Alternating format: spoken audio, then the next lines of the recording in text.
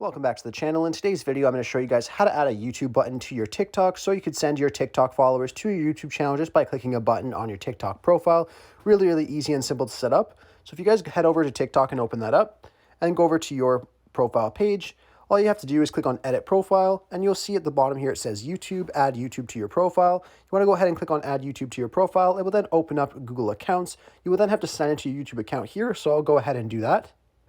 And once you're done signing in, it will then ask for access to your YouTube account for TikTok, so you can go ahead and click on Allow. And then you will notice your TikTok will then show your YouTube username here connected to your TikTok account. And if you back out of here, you will then see there is a YouTube button right here with straight access to your YouTube account, so you can send followers directly to your YouTube account easily so they can watch your content on YouTube.